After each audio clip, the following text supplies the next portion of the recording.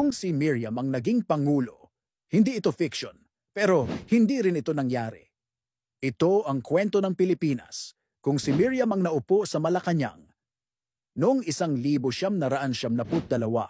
may isang babae na tumayo sa entablado ng politika na punong-puno ng tapang, talino at prinsipyo. Siya si Miriam Defensor Santiago. Kilalang matapang, matapang magsalita, matapang lumaban, at higit sa lahat, matapang humarap sa mga higanteng kalaban ng gobyerno.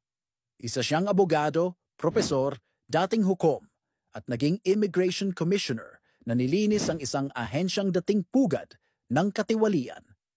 Dahil doon, nanalo siya ng Ramon Magsaysay Award for Government Service, ang Asian Nobel Prize. Pero hindi siya nanalo bilang presidente. Natalo raw siya, o mas tamang sabihin, ninakawan siya ng panalo, ayon sa kanya at sa libo-libong Pilipinong nagmarcha para sa kanya. Pero paano kung siya talaga ang nanalo? Siguro sa unang linggo pa lang, may mga opisyal nang nag-resign, hindi dahil pinilit, kundi dahil nahiya.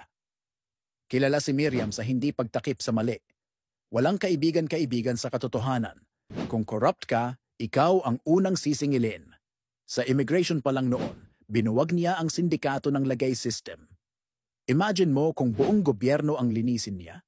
Siguro, mas naging maayos ang hustisya. Si Miriam ang kauna-unahang Filipina na naging judge ng K-International Criminal Court. Batas ang sandata niya, hindi baril. Kung siya ang namuno, baka hindi natin maririnig ang linyang. Wala tayong magagawa, may koneksyon kasi. Siguro, hindi tayo natakot manindigan. Miriam specialized in international law. Kung siya ang naging presidente, baka mas maaga tayong lumaban para sa West Philippine Sea. Hindi sa sigaw kundi sa prinsipyo. Baka mas maaga nating nakuha ang ruling sa Hague at mas maaga ring naipaglaban ang ating karapatan. Siguro, mas mataas ang kalidad ng edukasyon. Siya mismo ay cum laude sa UP at doctorate sa law sa Europe Scholar, hindi trapo. Nagsulong siya ng mga batas tulad ng Free College Entrance Exams Act at sumuporta sa Unified Financial Assistance System for Students, UNIFAST. Para sa kanya, ang tunay na yaman ng bansa ay ang talino ng kabataan. At siguro, mas natuto tayong matakot sa mali, hindi sa matapang. Sa Senado, hindi siya takot kalabanin kahit sinong bigatin. Hindi siya nakiayon para sa boto. Hindi siya nagpalambing para sa kapangyarihan.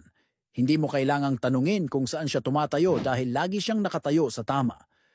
Pero hindi siya naging presidente. Natalo, nilabanan, tinawanan, at sa huli, nilibing.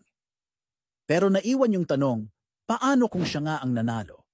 Hindi natin alam ang buong sagot. Pero isang bagay ang malinaw. Kung si Miriam ang naging pangulo, hindi natin hahayaan ang mga magnanakaw ng kinabukasan. Hindi tayo mananahimik. At higit sa lahat, hindi tayo paulit-ulit na magpapaloko. Ika nga ni Miriam Defensor Santiago, I eat death threats for breakfast.